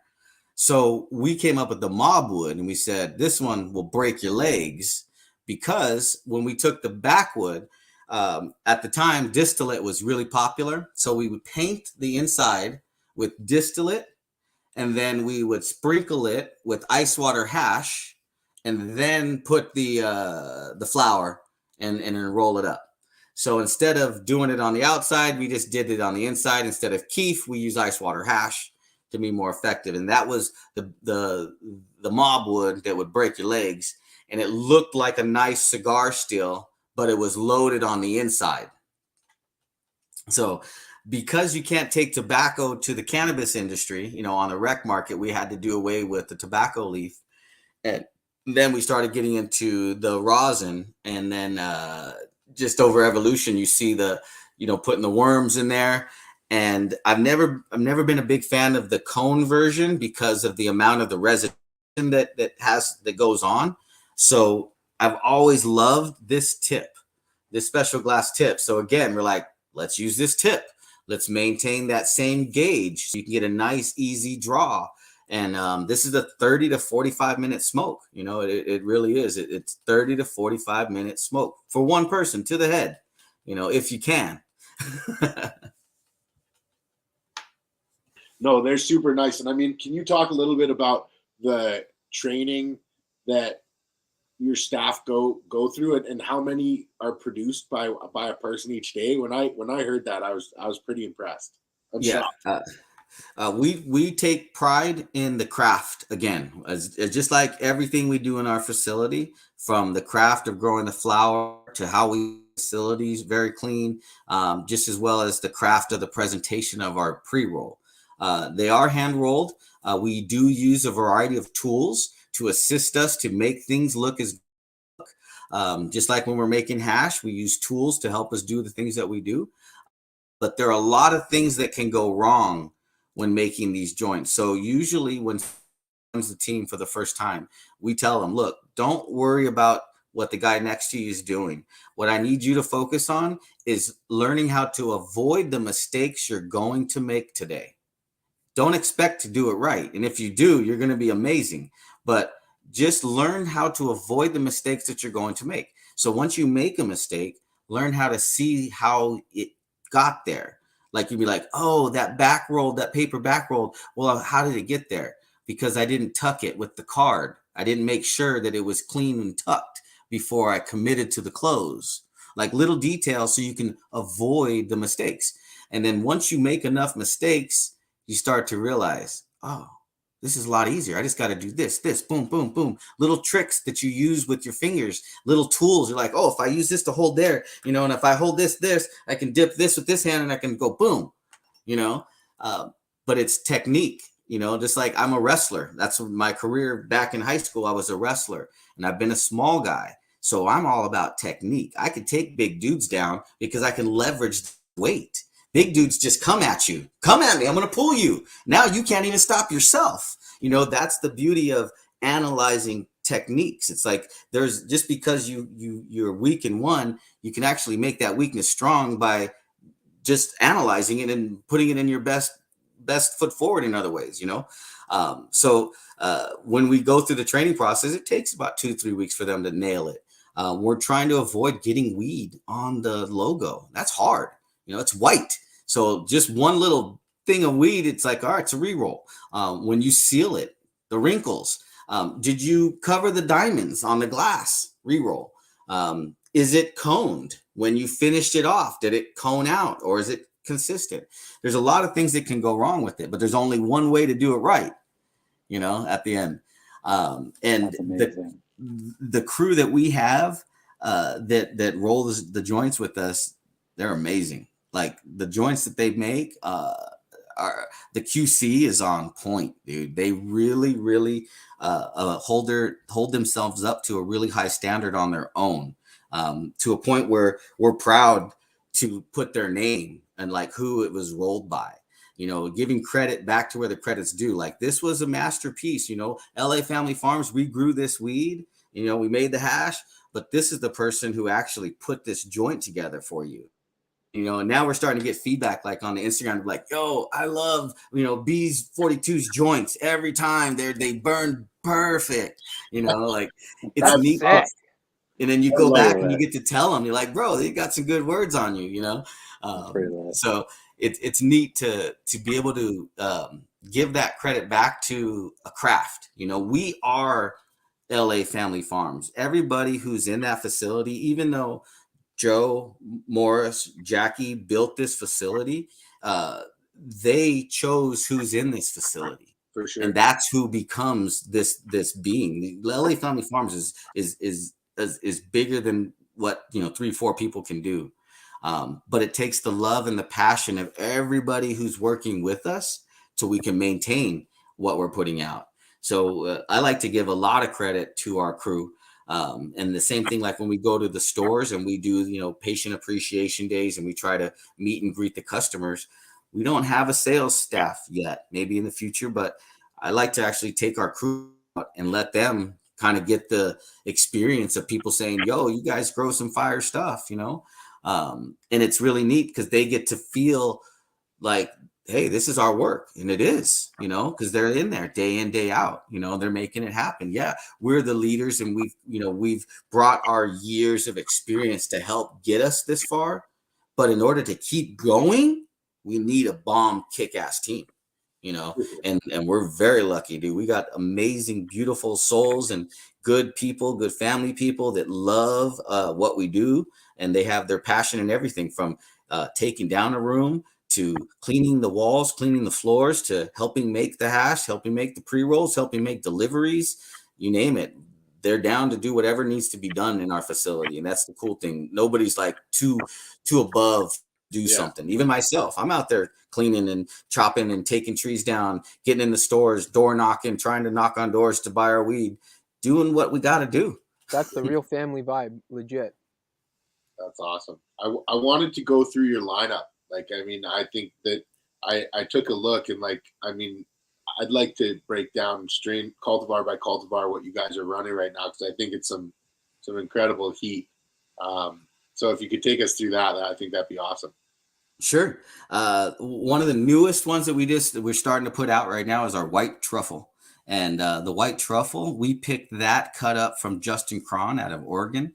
And that's the GG4, the Gorilla Glue, crossed with the peanut butter breath. So we're big fans of old legendary strains that used to rock, but then they got watered down and lost their lust, you know. So whenever we get some like interesting crosses, especially with that peanut butter breath, we were like, play with that. And we're running it now. This is, I want to say, our second run with it. It's getting better because we're still dialing it in. It's still new to our facility, but she's gorgeous. She is gorgeous. Terp layer. Yeah, how it just melts and this like makes that little terp puddle kind of thing looking there. It's like melted butter. And that's what I'm talking about, pressing it at lower temps to maintain a higher lower THCA to increase. And we got a 6.8 and some change percent terp on this batch when we tested that.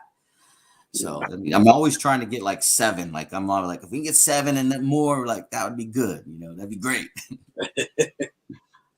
And what's an acceptable yield that stays in your facility, George? I was going to say, that you could run. Well, there's 2 things that we always consider: sellability and then yield. Just because something doesn't yield so well, but it's sellable, we'll run it. Our rainbow belts, for example, doesn't yield well, but it's sellable. It's wanted. It goes quick. So, you know, we don't always base it on, oh, this thing's a heavy yielder, you got to keep it. If it's the terps are good and the community wants it, that's what we're going to run. Fortunately, it doesn't yield well, but at least it doesn't sit. Straight up. So what about, other than the white truffle, you're running the white truffle. So that's the white truffle. The other new one we got is Pink Lotus that we just released. It's in stores now. That one is a pheno of 4 that we're running. But with this one particular has the name Pink Lotus. It is a Sherb crossed runts. It's a Sherb cross runts. So leaning towards that runts market. It's still heavy over here in California. It tends to be a big seller. It already has sold out in the stores that we've dropped it. They've already done second reorders on it. So it's already doing well. And it's mostly because it's got that runts in it. Like runts does well for us. The other one that we just dropped was the Big Head. Big popular one in my book. I think it's going to get some traction. The name may not be appealing until you hear what it is. Big Head is Heat Locker crossed with Sherb Head. And then Heat Locker is Ice Cream Cake cross Mac cross Fire OG cross Chem D. And then they took all of that and crossed it with the Sunset Sherbert with the Headband OG. So you've got like these old school legendary OGs with the new school and the colors of the ice cream and the sherbs. And it's an amazing smoke, dude.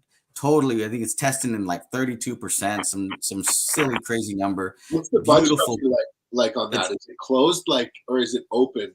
Like it's closed. It's closed. Okay. Yeah, it's a tight structure. I got some buds here. Yeah, that's white truffle. Can we see that white truffle too? I've only seen Justin post it, and it's obnoxious every time he does. So this is the big bud. It's hard to Ryan assist, please. It's got a nice purple tinge to it. It's not the best camera I'm using, you can see. Yeah. It's frosted right out. Yeah, it's gassy, like boom. It smells delicious. And then the white truffle, she's much looser. You can see in her get over here. Yeah. Yeah. See how you can see more like calyx kind of stacking, which makes it much easier to fillet. And how it's like a pine tree, you know, like a Christmas tree. Yeah. You're looking at like Totally. that is it an easy fillet in the wash, if you can imagine it filleting open. I'm trying to get the view here as it breaks apart. And that's what allows the trikes to drop. This one we were getting 4% on pretty consistent, like 3.8 to 4 on a consistent wash basis. The big head, the first time we washed it, I think it was just under 3, but it was a small test batch, so it's hard to sit on that number. I think that once we do a bigger batch, we'll be able to do more washes and analyze it. I think there was only like 300 or 400 grams when they washed it, just to see how it looked, and it was amazing. I can't wait to wash the big head.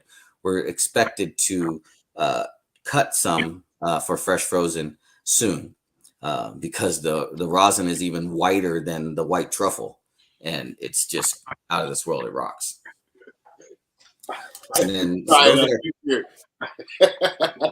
didn't work. I was trying to get the big head on, and it just keeps minimizing shit. So those are our and then the pink lead. Those are the top 3 that we just released. But in our lineup, we also have Gelato 41, which she does well. It's an oldie, but a goodie. It's just it's a go-to. Okay, man. Hold on, I got it. There you go. There she is. Yes. There's the big head. Yes. Yes. And that was bred by our good homies Tahoe Nugs and OG Loudest. They're the ones who created that cross with using the Sherb head and the heat locker. OG Loudest made the heat locker, and Tahoe Nugs made the Sherb head, and they made that beautiful, gorgeous lady right there. Now this one here is different though. What is this one here? You're gonna show me. I think that's the Fujitsu, I want to say, from back in the day. Wow, this is unreal, this video. Yeah, the video macro guy, how he gets this beautiful zoom into the heads on the flower, and that's real. He just has a super expensive camera that does like hundreds and hundreds of shots, and then he puts it all together to make it. That other one. Here's the Gelato 41. What is this? No, garlic juice. Oh, that's a garlic juice image, and that's the GMO cross papaya. Yeah. But if you, who's that? These are just people's reposts of somebody's. That's from back in the day on the white chocolate chunk. We don't even run that one anymore. But we also have white runts out there and cold snap. What else we got out there? We're going to be bringing out shrunts. We got. Do you want to talk about where you're currently available and you know where your presence in stores is, and the big news that you have for 2022 for your rosin? Yeah. So currently we can be found in Dr.Greenthumb's Silmar. We are also in Lemonade Van Nuys. We're in Cookies Maywood, Cookies Santa Ana. We are in Jungle Boys OC. We are in Jungle Boys TLC. We are in Bark. There's a lot of the major chain. We are in Green Wolf. We are in Bonafide. We are in Kush Alley. We are still a small brand. We've only been on this market for 12 months. As of December was our first 12-month anniversary, from December to December, first year. We've been blessed to have these stores accept us and allow us to be on their shelf. Because these are high-end, well-known branded stores.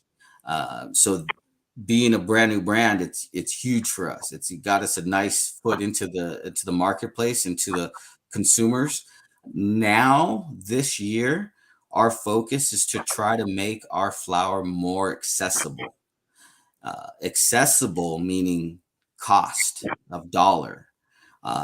We all know probably been the worst year for the price of cannabis per pound. when you look at and you analyze the market, just like you should, I've always looked at the weed market like lobster. It's either in season or it's out of season. And there's either a lot of it or there's not enough. And market price will dictate the price of your weed. And we see that in the cost of the pound. The cost of the pound has dropped dramatically, but we haven't seen the prices drop in the stores. And seeing the prices up high in the stores, it basically encourages the traditional black market to thrive. It gives them that room to buy the flower at a pound rate at its lowest it's ever been, but have the retail tag that's out of this world that you can cut them out, sell it for cheaper. And what's the point of going to the store now? The overtaxation on it and the extra doubling up and all that. So we as a team and as a family and speaking to other dispensaries and other cultivators that are like us, that are in it for the love of this plant and the passion, and we're not the big investors trying to squeeze every dime and penny out of it. What we really want is we want people to smoke our weed straight up. We want people to smoke our rosin. We want people to smoke our hash holes. Why? Because we really believe that it's good. Like, I love it, dude. I smoke this shit all day, every day, and I want to share it. I love the herb, and I want to share the love. That's always been my motto. Love the herb, share the love. All the love that we put into this, the friends that you can make when you share your weed, that's how Jameson met, bro. It's just, yo, you love weed, I love weed. Look what I got. Yeah, let's share it. Remember, I hooked you up, took your jar, like, yo, take some. Like, flat jars, beautiful. That shit reminds me of like just when I first started smoking weed, like just the vibe where it's like, yo, you got weed? Yo, come, let's go smoke together. Let's go get high. And then, yo, okay, you got the weed? I'll go buy some candy or I'll go buy the pizza, bro.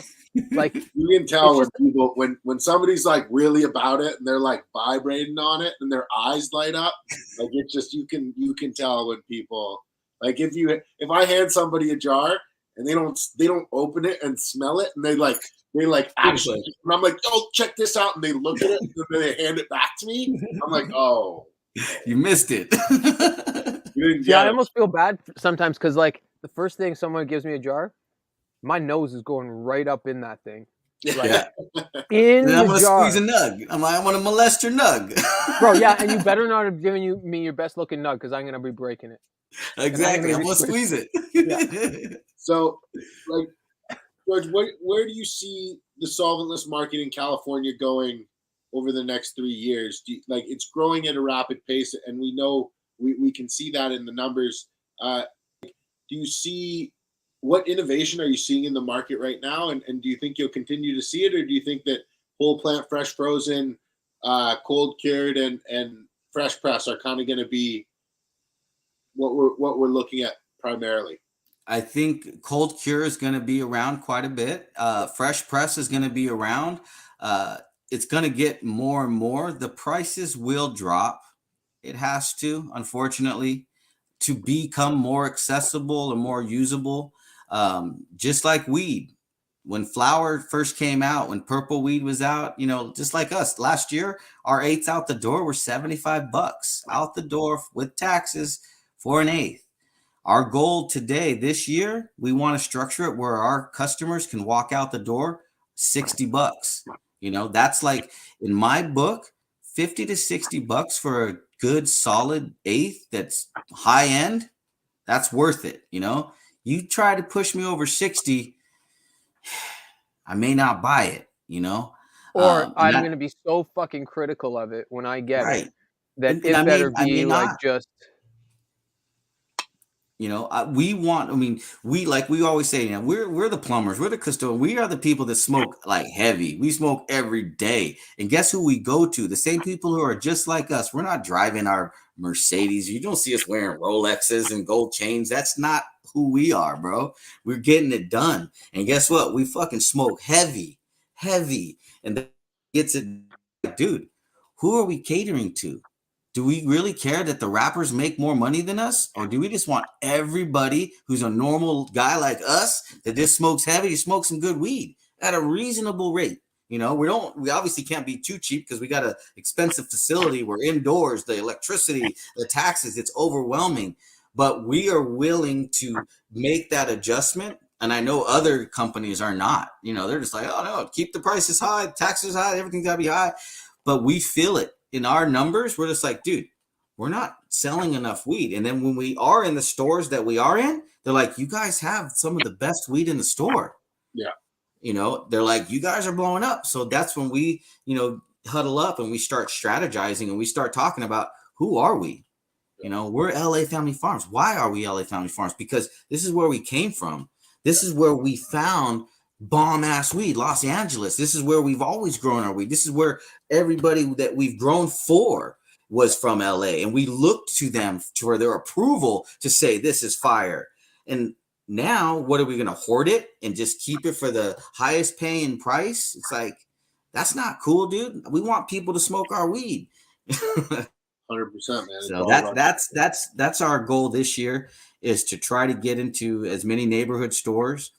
We have different pricing structures and different programs that we classify and judge our flower on our own judging criteria, and we price it and rate it, and we say, hey, this one's going to be at this rate, and these are the stores that can work with it, because there's certain neighborhood stores that have certain clientele that have an X budget. They're not going there to buy the the Louis Vuitton of the weed, right? They're just going to get their weekly eighth. Yeah. And we want to be one of those weekly eights that they come in to get, that they can just dude, everything LA Family Farm puts out is always going to be fire. And we're always rotating our flavors, because we too don't like smoking the same all the time. So we're constantly rotating, and we kind of can connect with the consumer. Like, yo, we get it, dude. I know I can smoke garlic juice for a week. I love it. But after a month, I'm kind of ready for something else, So no, you're on your own on that one with Jameson and me. We can smoke that till we I don't die. agree with you. That's my desert island. But I'm over But here no, to GMO forever. I love GMO so much. Right. No, but I think feel so everything, all many the people get so process. sick of certain. talking more about flavors and changing that out, I think that's really like a key point, and having those seasonal or mainstays that come out and come back is super valuable to have. George, where do you see the flavor profiles going in a year or two's time? Do you see it staying in where it's at today, or do you see it changing? And if you see it changing, what direction do you see it going as far as a flavor profile? Right now, the big terp, the chase, is all on the Z terp. I don't know what you guys are hearing up there. The Skittles crosses are coming hot and heavy in many directions. A lot of the genetic breeders are crossing back, and a lot of heavy Skittle stuff coming out. In addition to that, I believe the OG crosses as well. I think what us and our crew that we speak with and collaborate with and kind of ride this market together with, we all kind of feel that we're trying to phase out the exotic purple necessity and open up people's eyes to green weed again. I used to say, let's make green weed great again. Some of the best weed we've had been green. The OGs and stuff like. So by bringing that back, and that's like the big head. The big head is kind of like the introduction. Still got a little pink purple tinge to it. The biggest transitioner is probably our rainbow belts. Our rainbow belts is ugly. There's no purple in it. It's all green, and it's just little round, little boulder looking, golf ball looking ugly buds. But if you close your eyes, it's gorgeous, and it smells amazing, and it smells like you're eating tricks or something, some Skittles, super terpy. The rosin spits out, 7 something, 7.8 or something we got on the terps, So again, it yields low, but it's the terps that are selling it. Same thing with the Zushis. All those are all Skittles types of strains. It's the terps.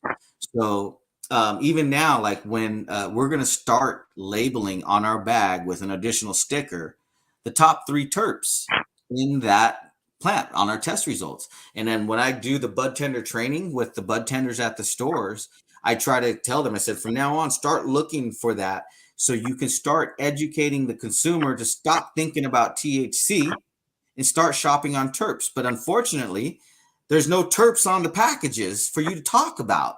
And I said, so we're going to start just putting them on there, and you encourage the consumer to Google it and figure it out. And if we can get them to start Googling what these terpenes mean, they're going to start coming in and start asking for these terpenes. And so we need to educate the consumer that it's not about the THC, dude. It's about the terps, the different combinations, the carophyllines, the menthols, the limonene, the pineals. Like, those are some good things that make the experience, you know. 100%. I mean, so I see that. When's the last time somebody showed you a jar and you were like, "Oh, nice, man. What THC percentage is this?" You know what I mean? Like, I don't give a damn. I do, but that's why we always do our own test. We said, we're going to go do a real test. I'll be right back. I got to go drive down the street because we can't smoke in the facility. 100%. So we go do the real test, go down the road, park on the side of the corner and light it up. That's the real test. Absolutely. That's very cool. So are you seeing a large amount of these more premium pre-rolls coming to market, or are you finding you're in your own lane there? No, infused pre-rolls are becoming more popular. We are not the only hash hole on the market. There has been other hash holes that have dropped. Fidel's is a good friend of ours. We basically came out to the market at the same time. He's got the two larger versions. His price point's a bit higher. And then we also have Loaded Co. They kind of did the same thing. They make a hash hole joint, price pretty high. I think 710 Labs dropped a hash too long ago, price pretty high. And then Punch Extracts dropped theirs, and they're probably closest to our price point. The only difference between us and them, we're single source. They have to source their flower. And then that's what I'm finding that a lot of the bud tenders like to tell me, like the reason we really like your pre-roll better is that we can see the flower that it comes from because it's in their store. And then we can see the rosin, and now we know where it came from. They're like, some of these other hash holes are just manufactured from random farms, and they're not really grown like you guys put the attention into it. So you never know what you're going to get in some of the other ones, and it actually costs more. So 100%. So, George, what advice do you have for people? Like, I mean, the industry's tough right now. We're seeing layoffs kind of across the board. There's a few states that, I mean, are on a bit of a glow up. But what advice do you have for people, first off, that are trying to get into the industry, and then secondly, the people who are already in the industry trying to work their way up? What would you tell them? If you are trying to get into this industry, you have to understand that you have to start from the bottom. I've noticed a lot of people want to just get to the top real quick, or they want to get a good position. And those positions are earned from the bottom. In order to be in a higher position, in my opinion, you have to go through the lower positions to understand the importance of the higher position. A lot of people today do not want to start at the bottom. You know, they just want to come in and they want the big bucks right off the bat because of whatever their reasoning is. And if people ask me about my career, I was working for no salary for a long time because of the love and passion, and I was just doing my own sales, you know what I'm saying, to do my hustle. And to be a part of this name and be a part of this team, my job was to go and sell it and make my dough that way. You know, I wasn't paid hourly or salary or nothing like that. And a lot of people still expect, they're like, well, pay me. You guys got millions of dollars. And it's like, no, we don't. It's all in this building. We put everything we make right back in here. Pay the lights, pay the rent, you know. We make less money now than we did when we didn't have this facility. That's the reality of the legal market. There's so many more that have to be paid. and regulations and employees and benefits and taxes, and it goes on and on. But our love and passion allows us to block that out and just keep doing what we're doing. And that's where that's the only way. To be honest, you just say, dude, but look at what we're doing. Because I've been in worse situations. I've been sleeping on a couch, so I'm like, we're good. We're going to be all right. We just got to keep pushing. And if not, just keep pushing harder. And every extra money we get, just throw it back in. That's how we've always done it. That's how we've built ourselves over time. That's how we've done it, dude. You just got to throw it back at it and it'll come back. And if it doesn't, do it harder. 100%. What advice? What are some really common mistakes that you see people, young hash makers who are starting out making, and some advice that you can give them that you would help them in their journey? The biggest thing is just trying to hurry up and wash and get the job done. They want to hurry up and just wash it all in one shot. That's the number one thing that I hear. I'm just going to wash it all tonight. And that's probably the biggest mistake you should do. Even to this day, we rarely wash everything in one. We still do small batches, analyze. So I would say that. Two, you are not analyzing and reviewing and checking yourself. Like the data sheet that we use, we're constantly checking ourselves, checking our work, checking what we did, put it on the banger, watch the color. Did it chaz up? How much heat can you apply to it? Can I go to 700 and it not burn? Like these are things that we burn and test on. The higher the temp you go, the purer the oil, the less plant material. If it starts chazzing out at 550, then you probably got some plant material that's chazzing out. But if it's pure oil, you can go over 700 and it's still going to go. Once you get to 750, you start burning the oil now. Like those are the things. That's why I like to smoke my stuff most of the time, because I'm not just smoking it because I like my weed. That's one. Two, I'm analyzing everything. When I'm smoking our hash holes, I'm looking, how many puffs does it take to get before I blow off the first ash? And when I blow off that first ash, do I see the hash hole? Is the hash hole centered? Is the hash hole a triangle or is it a circle? Who rolled this joint? And like, how does it burn? Is the hash hole too long? Does it get towards the paper tip and it forces the person to keep smoking it like constantly? And then I go back and then I tell, the crew, I'm like, yo, I smoked your joint last night. It was cool until I noticed the hash hole was going all the way down, and one of the reasons why we make this joint is to be enjoyable on the upper part. The bottom part of the joint is your throwaway zone. Like that's when it kind of gets ugly. It's okay to throw the joint away when there's just about this much weed left, like go ahead, throw that away. But you don't want your rosin core Jameson, to be here. Hey man, So I tell them, if it's good, I'll smoke it right down. I want the rosin to be smoked up in here, up in this upper section. Yeah. That way they can see the hole's gone. And then when they get here, they can be like, yeah, I'm good. I'm just, that's the ass end of it. Put it out, Yeah, they're already flying. Yeah. Well, George, where can people find you? Where, let's the Instagrams? Yeah. All right, here. So let me put them up. So we got the George.Greenthumb. That's my main personal account. I run that account.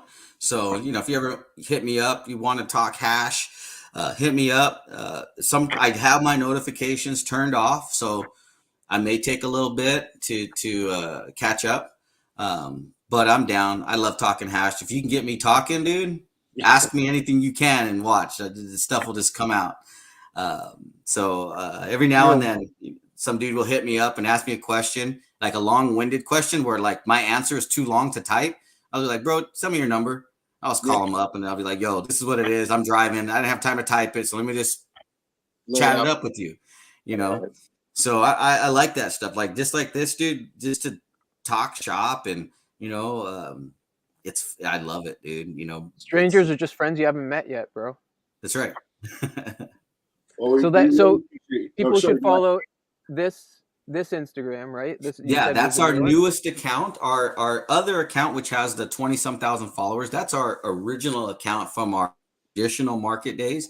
It's still very active, but it's been shut down like 4 or 5 times. We just got it back. So we're kind of babying it. We don't want anybody to kind of start reporting it. However, we did start our new account at la.family.farms. We actually hired a media and a photographer on our team. These two people started in our cultivation department. They started, taking down the plants and breaking down the rooms and helping us do all the stuff. And now they've created the position where now they're photographer and now they're running the media page. So this is how we are, like a family. Like, we just evolve and we're growing. Like, I don't know what new positions we're going to have next year. It's like, as we grow, we just kind of, yo, you're good at this. I see you know how to use the camera. Come over here, So just like a family would be, you know what I mean? You guys are going to be successful no matter what, because it's like you guys are looking for internal talent, and then whatever the talent is, making that happen with it. Yeah, it's just it's amazing to hear, even separate from cannabis. Your talent. Yeah. Like, to hear about that in business. Like, that's tagline amazing. I used to use, like, cultivating superior relationships. Like, we're not just growing weed. You're growing a relationship with the plants, with the people that you work with the people who smoke your weed. You're cultivating relationships. Like, it's a lot more than just, be going out and meeting people. Like, there's a lot that you have to put into it to make something beautiful. So I'm a big fan of cultivating superior relationships, big fan of loving the herb and sharing the love. Like, that's my whole philosophy of why, I like to do what I do and share my ideas. A lot of people will tell me, oh, you tell too much, and I'm like, you know what, dude? You can never tell too much, because how someone interprets what you're saying may not translate anyway. The devil's in the details, like they say, right? Oh, yeah. There's so many variables that we couldn't even speak about because we're not doing it. If we were actually making hash, then I'll be like, oh yeah, I forgot. Let me tell you about this. Oh yeah, I forgot about this part. There's so many other things going on that, dude, I can't tell. Even if I tried to tell you the secret sauce, it's still not the secret sauce. 100%, man. But by sharing this stuff, I'm hoping to have other people share, because I learn from other people, dude. I'll look at other people's videos just on, like I was saying, just I'll watch it. And they may not be verbally sharing, but they're sharing something. And that's how I've always learned. I've learned from watching other people do stuff. And I feel that I'm in such a fortunate position. Dude, I'm around hundreds of plants of weed, hundreds of pounds of weed a day. I get to wash 10,000 grams of weed a day. Fuck, this is amazing. I got the best job in the world, Why rush it? Why rush it? Slow it down. Who were 2 or 3 of the best extracts you smoked in the last few months that weren't made by yourself? Like, are you smoking other people's extracts at all? Yeah. Well, you're almost like ashamed. Yeah. Dab Logic, our homies. Yeah. I still got their hazelnut cream. Yeah. Right? Is that what they called it? The hazelnut cream. I don't know if you can see that. 200 plant sift that they did, and that's a exotic genetics cross. That's an unreal color, even after like a month, 2 months. This is like a couple months old. Yeah, at least. Where did you keep that? In the fridge or freezer? My pocket. This goes with me on the daily in my bag. And then my other boy, Fidel Hydro. We had dinner the other night. So we traded hash holes and rosin and good stuff, and he's got some. He didn't make this. His boys at Casa de Fuego. Yeah, they made this. Yeah, and this is his pheno. This is his flower. Yeah. It's the little 2-gram jar of the runts. So these were from his seeds. And rosin. I have not seen runts rosin. Wow. So it's fire, dude. I've been smoking on that. So these are the only other 2 rosins that I'm smoking on right now. Is my big white truffle jar. Badass. That's a Percy fucking jar. Holy shit. Oh, yeah, that's the good one. What's the nose on the white truffle? See the white truffle there? Yeah. The nose, it's got a let me see. It's got such a bright, almost mint aroma, and it's a sweetness to it, and it translate to a creaminess on your palate. It's like a creamy, buttery palate on your mouth, and it's a sweetness to it. But this right here, dude, it punches. It gets you truffled. I like to say you get truffled. You forget what you had for lunch 5 minutes ago. You walk in and like, hey, what you have for lunch? You're like, what did I have for lunch? Damn, got truffled. I'll tell you that though. So this has been my everyday go-to for since we washed it. This is 11/22. So this is from 11/22, this jar. So I've been for what, 3 months? Almost going on 3 months. That's how good it is. Well, George, man, it was honestly so great to have you on, man. I really enjoyed chopping it up with you and all the knowledge you shared. And, we're definitely going to have you on again and want to get an update and see what's coming out, what new fires coming out of LA Family Farms, man. Thank you so much for coming on. Well, thank you guys, man. Show, it's an honor to be asked to even sit with you guys and talk shop and hash. So I really appreciate it. I love talking about this stuff. And when you hit me up and you were like, yo, you want to be? I was like, heck, dude, bro, you were cool as hell. So, absolutely. Yo, your appreciate the vibe and your opportunity. energy, bro. Yeah. Your vibe and your energy are just next level. Yeah. So yeah, thank you for joining us, but thank you for sharing the vibe and the energy and making me feel like there's real, hash, legit people out there that are all about the hash and all about the vibe. Because as Still real you ones said, out there. yeah, exactly. So yeah, I appreciate you sharing that and basically being a stranger that was just an unknown friend. So yeah, now that lifelong friend. So I appreciate it so much. Oh yeah, guys. I look forward to chatting it up and staying in touch with you guys. So let's keep up and keep that circle tight and just keep sharing the love, man. 100%, brother.